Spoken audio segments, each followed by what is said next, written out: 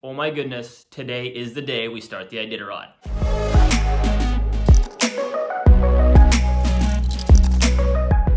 Iditarod day one.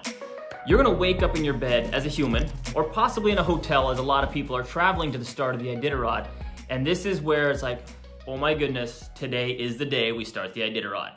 The rest of your morning is gonna be busy and probably a little bit anxious for both you and the dogs. Fortunately, I live only about an hour away from where the race starts. So my dogs get to sleep in their own house, they get to wake up, eat breakfast in their home, and then we'll kind of casually go down to the race start.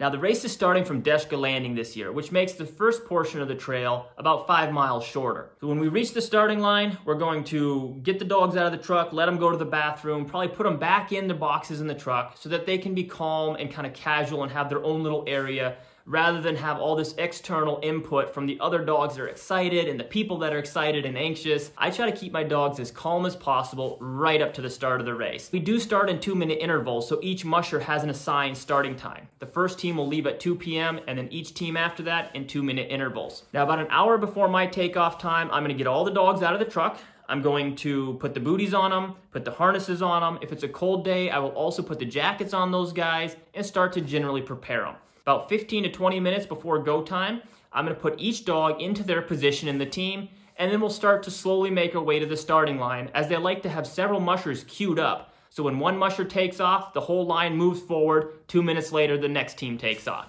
And when we pull the hook for the final time and rip off down this takeoff chute, and now we're officially on the Iditarod Trail, this is a huge sigh of relief for the mushers. The amount of buildup that has led to this point, not just in the last year to prepare this team, but in the year past, many years for the human, getting prepared, making that leap to decide that you're gonna run the Iditarod, getting qualified for the Iditarod, and now finally being on the trail.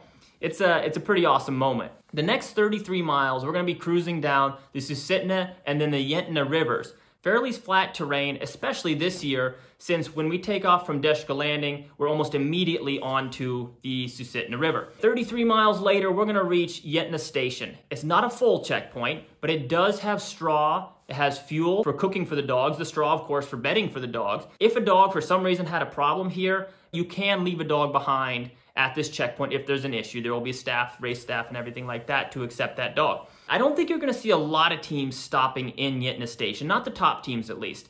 This year, having that first section of the race being shorter, it makes Squintna, the next checkpoint, easily within reach from the starting line at only 61 miles. So you will see a lot of teams go straight to Squintna and stop there.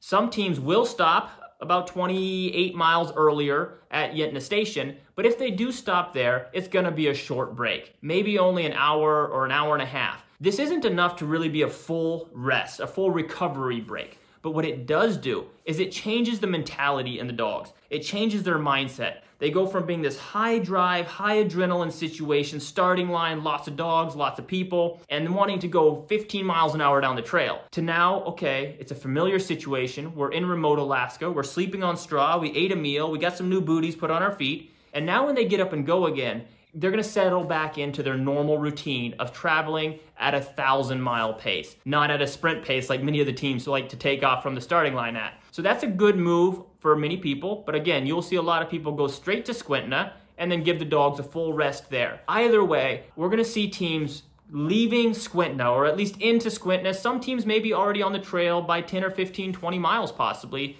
by the time midnight rolls around. And that's gonna close out day one of the Iditarod, with the lead pack in Squintna setting the stage for what comes next.